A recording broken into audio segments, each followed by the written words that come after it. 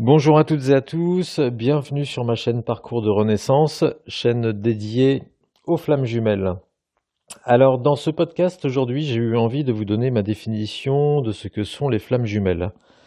Je vais commencer pour cela par vous donner la version la plus courante, celle que j'ai pu entendre, vérifier dans quasiment, pour le coup, 100% des cas, avec quelques nuances, mais généralement c'est ce qu'on nous dit donc, c'est que les jumeaux appartiennent à un même œuf cosmique. Les deux jumeaux donc cohabitent dans cet œuf et se complètent de manière parfaite. Ils sont dans un amour d'une grande pureté. L'un est d'une polarité yin, on l'appelle couramment le runner. L'autre est d'une polarité yang masculine et on l'appelle couramment le chaser. Alors quand on parle de polarité, c'est bien évidemment une dominante yang ou une dominante yin, mais chacun a en lui plus ou moins de yin et de yang, bien évidemment. Ces deux jumeaux, donc, dans cet œuf cosmique, comme je vous le disais, se complètent parfaitement, sont dans une grande complétude, jusqu'au moment où viendra le temps de l'incarnation et donc de la séparation. Ça va donner lieu véritablement à une déchirure. On va appeler ça la blessure originelle. Le runner va souffrir à ce moment-là d'une blessure de rejet. Quant au chaser, lui va ressentir vraiment une blessure d'abandon. C'est des blessures que l'on va retrouver euh, principalement au début du parcours des flammes jumelles. Viendra donc le temps de l'incarnation. Les jumeaux vont vivre un certain nombre d'expériences et de vies. Ils vont se croiser, interagir, avoir différents types de relations tout au long de ces vies, jusqu'au moment où viendra le temps de la reconnexion et le temps de la fusion. C'est-à-dire qu'ils vont pouvoir concrétiser les retrouvailles. Jusqu'aux vies précédentes, ça n'a pas été possible pour différentes raisons que l'on pourra expliquer parce que c'est un petit peu complexe, c'est un petit peu long et j'ai envie de faire court dans cette première description et de faire simple. Viendra donc le temps de la reconnexion et donc éventuellement la possibilité de fusionner. Ça donnera lieu donc au début de ce parcours de flammes jumelles, ce fameux début de parcours de flammes jumelles, où chacun ira chercher sa complétude afin de pouvoir fusionner et de s'élever en énergie et par la suite donc de pouvoir élever énergétiquement le reste du groupe, de l'humanité, de s'élever en vibration avec la Terre, avec Gaïa. Voilà en quelques mots comment l'on décrit les flammes jumelles de manière générale. C'est un concept c'est un concept qui moi me plaît, qui résonne en moi comme étant quelque chose de juste. Je le dis de manière très intuitive. Ça sonne juste. Alors, pour plusieurs raisons. Alors, je voudrais juste faire une petite parenthèse avant. Déjà je vais vous dire pourquoi cela résonne juste en moi. Mais je voudrais quand même apporter un petit bémol aussi de manière générale à la façon dont on nous décrit le parcours de flammes jumelles, dont on nous décrit le profil du runner, le profil du chaser. Moi, j'entends beaucoup à travers les témoignages, que ce soit de la part de thérapeutes, de médiums ou autres, j'entends beaucoup parfois des choses, des descriptions en fait, d'une grande précision et avec beaucoup de certitude, d'affirmation. Alors en ce qui me concerne, moi, déjà je n'ai la certitude de pas grand-chose. J'ai des certitudes que je vais vous évoquer un petit peu plus tard, mais j'ai envie de rester très prudent et puis surtout de laisser la place un petit peu à ce qui pourrait être aussi d'autres vérités que je pressens aussi intimement. Donc je pense qu'il y a pour moi, plusieurs versions, plusieurs vérités, mais il y a malgré tout effectivement euh, des choses que l'on peut vérifier de manière courante dans tous les parcours en fait. Des choses en fait qui sont récurrentes et qu'on vérifie dans chaque parcours de flamme jumelle. Ça, je vais vous les évoquer et ça, c'est vrai que l'on ne peut pas passer à côté. Après, c'est pas pour autant que ça définit une vérité ou un concept de manière certaine. Alors moi, j'ai malgré tout, donc comme je vous le disais, des certitudes par rapport à tout ça. La première des choses, c'est que j'ai eu la chance de vérifier un certain nombre de choses. Alors la première chose, ça a été déjà de rêver de manière très forte. Quand je dis de manière très forte, c'est pas simplement quelque chose donc qui est imagé, mais c'est quelque chose qui a été ancré émotionnellement en moi. Quelque chose que j'ai pu vérifier pardon, avec vraiment toute ma sensibilité, toutes mes émotions, toute ma profondeur d'esprit, ma profondeur d'âme, je dirais.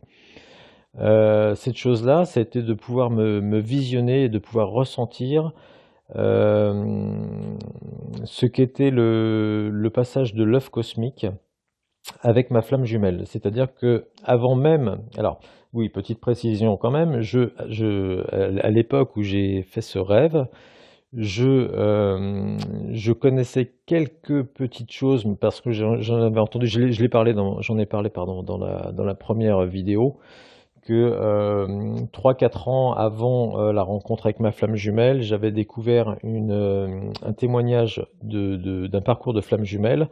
J'avais à l'époque trouvé ça complètement absurde et débile, pour tout vous dire, et j'avais zappé au bout de 2 ou 3 minutes. Enfin, pour moi, c'était inécoutable, voilà, c'était impossible.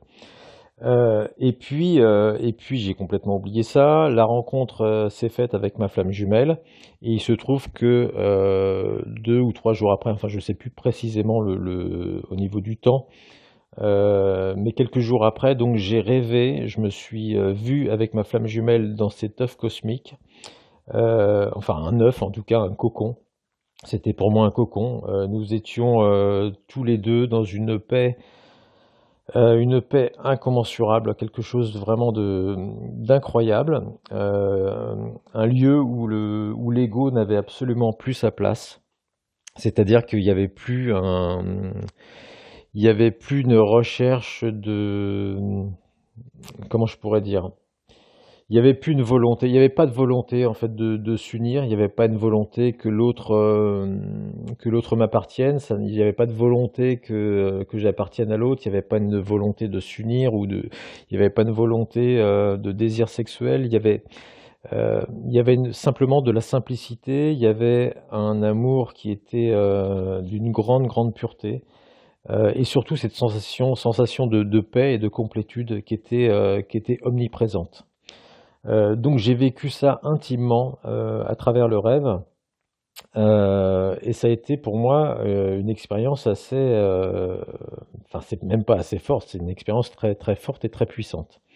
Donc ça vient un peu donner de l'eau à mon moulin. Effectivement, quand on me parle par la suite, enfin quand j'ai entendu par la suite parler évidemment d'œuf cosmique et puis de ce concept de flamme jumelle, bon, voilà, c'est évidemment quelque chose qui abonde dans ce sens-là, en tout cas pour valider en fait ce concept. Ça, c'est clair et c'est certain. Après, il y a d'autres choses. Moi, bien évidemment, j'ai eu la chance aussi de vérifier, euh, d'expérimenter en fait l'amour de la source. Alors, est-ce que ça va avec les flammes jumelles ou pas? Oui, puisqu'on parle de relation d'âme. Euh, mais en tout cas, moi, je crois complètement, enfin, j'ai la certitude que nous venons d'une source où l'amour est omniprésent, l'amour inconditionnel. Donc ça, j'ai pu également le vérifier à travers ce que j'appelle une pseudo-expérience de mort imminente. Je dis pseudo-expérience parce qu'en fait, à aucun moment je n'ai été mort, décédé, enfin, je n'ai pas eu d'arrêt cardiaque, je n'ai rien eu de particulier, j'étais dans une méditation. Je suis parti, et quand je dis pseudo expérience de mort imminente, c'est parce que je ne suis pas passé dans le tunnel, voilà. Donc la plupart des gens, pas toujours d'ailleurs, mais la plupart des gens passent dans le tunnel, sont dans une mort clinique et puis reviennent avec ce même type de sensation et de témoignage. Moi, il s'est trouvé que j'ai vécu ça il y a 25 ans, alors que je ne connaissais absolument pas ce type d'expérience non plus. J'avais jamais entendu témoigner en quoi que ce soit de ce type d'expérience. J'ai pu goûter donc à ce qu'était l'amour inconditionnel. C'est un amour qui n'a absolument pas de, qui est absolument indescriptible, qui est d'une omniprésence totale. Euh, c'est très très difficile en fait de trouver les mots parce que on est complètement au-delà de ce que on pourrait vivre de manière incarnée humaine avec nos sens. C'est-à-dire qu'on est bien au-delà évidemment d'une grande joie, d'une grande paix, d'une grande sérénité. Voilà, ce type d'émotions, de sentiments que l'on peut avoir sur Terre, c'est quelque chose d'extrêmement plus puissant. Euh, et je n'ai pas les mots en fait pour tout simplement pas les mots pour décrire ça. Pour poursuivre un petit peu sur cette expérience, j'ai vécu ça donc il y a 25 ans sans connaître, je vous le disais, ce phénomène. Et c'est 25 ans plus tard, en échangeant avec un moine tibétain qu'il m'a dit, bah, tu viens enfin, c'est une expérience de mort imminente que tu as fait. Et je ne connaissais donc 25 ans plus tard, je ne connaissais pas le phénomène. Il m'a donné, je me rappelle très bien, une clé USB avec un reportage. Il m'a dit, bah écoute, tu regarderas ça, tu verras, tu me diras ce que tu en penses. J'ai regardé ce reportage, j'ai été complètement scotché parce que tous les gens qui témoignaient, déjà d'une part, transpiraient de sincérité et, euh, et témoignaient exactement des mêmes émotions, des mêmes ressentis, des mêmes sentiments que j'avais vécu 25 ans plus tôt. Donc ça a été pour moi à la fois un grand réconfort, un grand cadeau, et ça m'a donné vraiment la confirmation de ce qu'était la source donc le domaine, je sais pas en fait comment le déterminer, mais le niveau énergétique de là où on vient tout simplement, hein. Euh, la source originelle, l'endroit précisément de là où on vient. Donc voilà, donc ça m'a donné quand même des éléments très puissants pour, euh, pour déjà évidemment renforcer ma spiritualité et puis pour valider en tout cas ce concept de flamme jumelle qui est décrit comme un lien d'âme. Et pour moi, c'est effectivement absolument un lien d'âme sans aucun doute. Sans aucun doute et sans aucun problème. Euh, j'ai aussi eu la chance d'avoir une mémoire qui est très présente en moi, qui est la mémoire d'incarnation. Je me souviens du moment de mon incarnation ou de ma réincarnation, on pourrait dire plutôt. Ça, c'est une mémoire qui est très ancrée chez moi. Alors, je peux vous la raconter en quelques mots. En fait, alors, c'était très très joyeux, hein. Je partais en réincarnation comme un enfant part faire un second tour de manège. Il y avait vraiment oui, cette légèreté, cette envie enfantine voilà, de retrouver la vie, d'aller s'incarner une nouvelle fois, très très joyeusement.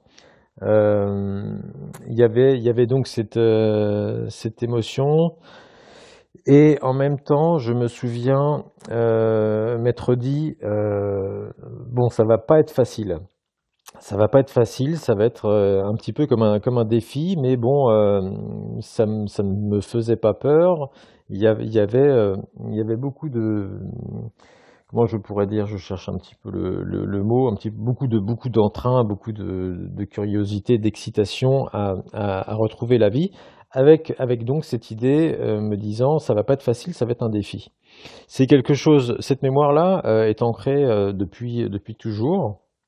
Et en fait, pour tout vous dire, je n'ai jamais compris pourquoi, enfin je n'ai jamais compris jusqu'à un certain moment, je n'ai jamais compris pourquoi je me disais que ça allait pas être facile, que cette vie-là allait être un défi. J'ai pas compris parce que j'ai eu la chance d'avoir une enfance, alors évidemment avec des problèmes et enfin des problèmes, comme on peut tous en avoir, hein, mais enfin des difficultés parfois dans mes interactions avec les autres, dans ma compréhension du monde, voilà, des difficultés, somme toute assez courantes pour chacun.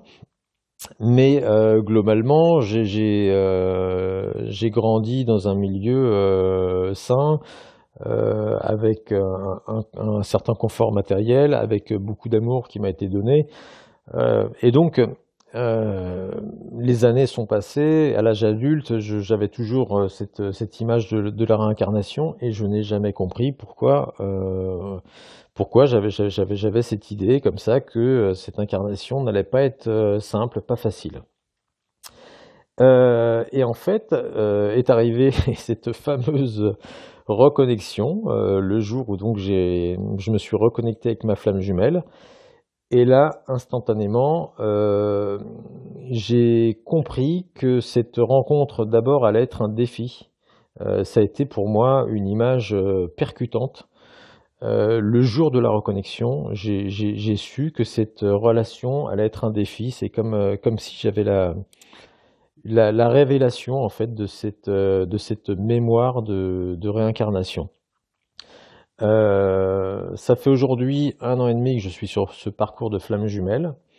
Je vous avoue que c'est un parcours qui est certes merveilleux, mais qui est aussi souffrant, très souffrant, très exigeant. Euh, alors là, aujourd'hui, je me pose la question, est-ce que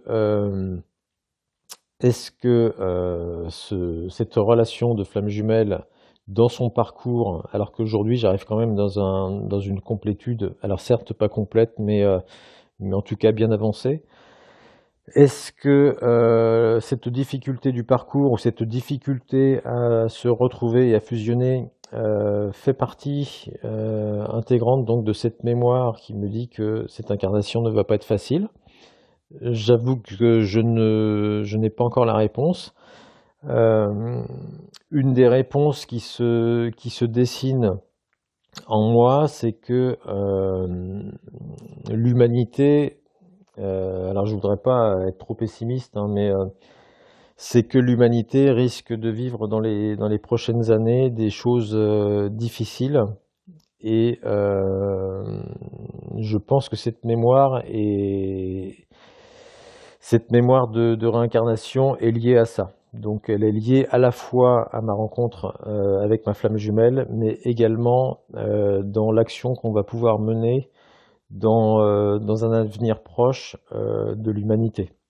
Donc je pense qu'effectivement qu'on va passer, et de toute façon on peut le vérifier, hein, on peut vérifier quand même que l'humanité est dans un moment quand même relativement compliqué, sans être, enfin en étant tout à fait objectif, on peut tout à fait supposer que bah, l'avenir risque de toute façon d'être un petit peu compliqué, qu'il va y avoir des conflits et des choses pas tout à fait simples à gérer.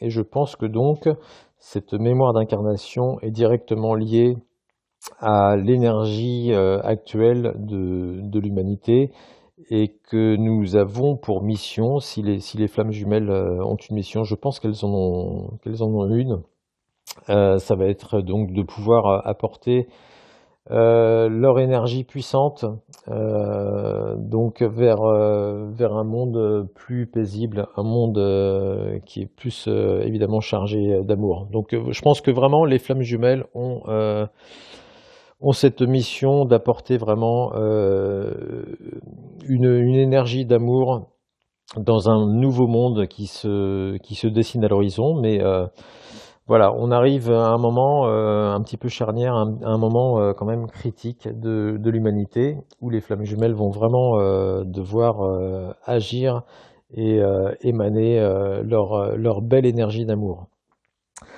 Voilà un petit peu donc où j'en suis aujourd'hui et dans ma définition des flammes jumelles.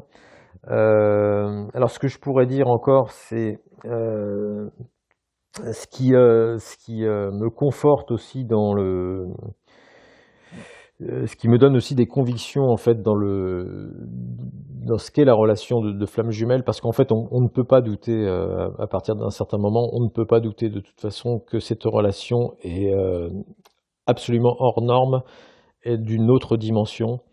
Alors si on peut en douter éventuellement au début, malgré la force des émotions, malgré la force de ce qui peut se passer de manière psychologique ou corporelle, malgré le déni, voilà, on peut avoir du déni et puis du doute, hein, parce que en début de parcours, ça fait partie aussi intégrante des choses. Mais le temps va aussi donner ces certitudes que cette relation est, est vraiment quelque chose, oui, d'une autre dimension, d'un ordre énergétique et de l'ordre de l'âme vraiment et du spirituel. Alors il y a bien évidemment des explications qui sont psychologiques, hein. Le runner comme le chaser ont un profil psychologique et on peut parler psychologie, mais n'oublions pas surtout cette dimension spirituelle qui est omniprésente, que vous pourrez vérifier donc de manière de plus en plus forte tout au long du parcours. Alors vous avez évidemment les symptômes de la rencontre qui sont d'une grande puissance, mais on en parlera certainement dans d'autres podcasts. Je parlerai un petit peu des symptômes, de toutes les émotions, toutes les synchronicités que l'on peut vivre, toutes ces choses qui sont incroyables et qui nous font vraiment dire et qui nous prouvent en fait que cette relation n'est pas seulement une relation que l'on peut expliquer comme une relation psychologique, quoi. C'est vraiment, vraiment, vraiment de l'ordre spirituel, énergétique. C'est quelque chose de très grand, de très fort, et que l'on doit de... euh, enfin oui, c'est une relation, comment je pourrais la décrire? Une relation magique, spirituelle, divine. Voilà, et on doit savoir lui rendre hommage, vraiment, quoi. C'est vraiment quelque chose de très beau. Voilà un petit peu ma définition des flammes jumelles. Je vous ai dit un petit peu donc la version la plus courante. Je vous ai dit que moi, c'est une version, la version officielle est une version qui me plaît, qui me semble juste, qui résonne juste en moi. Je vous ai donné des éléments qui pour moi font que ce concept sonne tout à fait juste. Après, la vérité ultime, en fait, je ne la connais pas. Je vous dirais franchement que ça ne m'intéresse pratiquement pas. Les certitudes que j'ai, je le sais qu'elles sont d'ordre spirituel, divine, qu'elles sont de l'ordre de l'âme. Pour moi, il y a vraiment un monde, il y a la vie, mais il y a la source, c'est vraiment le lieu, l'endroit d'où l'on vient. La mort n'existe pas. La mort est pour moi simplement une renaissance, un retour à l'état originel. Ça, j'ai ces convictions vraiment qui sont profondément ancrées en moi. Après, ben voilà, le concept de flamme jumelle précisément, bah écoutez, Je n'en sais rien, voilà, je n'ai que ces certitudes qui pour moi sont essentielles et qui me suffisent quelque part. Donc voilà, que l'on appartienne à un même œuf cosmique, ça me va très bien. Que l'on ait eu plusieurs vies ensemble, ça me va très bien. Mais on pourrait tout à fait imaginer que nous ayons également et ça c'est quelque chose que je ressens aussi, que nous ayons des vies parallèles et simultanées avec notre jumeau, notre jumelle. Ça sonne aussi juste en moi que dans d'autres vies parallèles, nous puissions déjà être en connexion, même voire peut-être même en fusion avec notre jumeau, notre jumelle. Ça c'est aussi quelque chose qui sonne parfaitement juste en moi, donc ça serait une vérité qui serait peut-être à creuser, à élaborer. Mais voilà, je pourrais peut-être en parler dans un autre podcast. Pour l'heure, c'est pas ma recherche absolue et c'est pas ce qui compte le plus pour moi. Le plus important, à mon sens, c'est de retourner de toute façon dans notre monde, j'y arrive, pardon, dans notre monde de 3D, de matière, puisque c'est là où nous sommes. Donc c'est de ne pas aller trop loin un petit peu dans ses projections et dans sa vie, c'est d'être bien incarné dans notre corps et d'agir un petit peu dans notre corps et sur Terre et du mieux possible.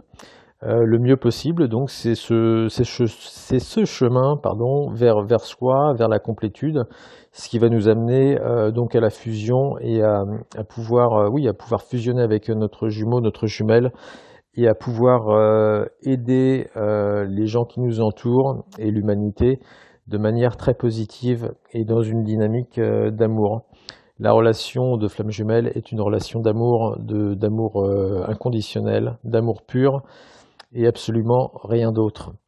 Voilà, je conclus mon podcast et puis j'espère vous retrouver très prochainement. Je vous envoie beaucoup d'amour. Je vous souhaite d'ouvrir grand votre cœur, de vous accorder tout l'amour que vous méritez et vous verrez que ce parcours de flamme jumelle est une merveille. Je vous embrasse.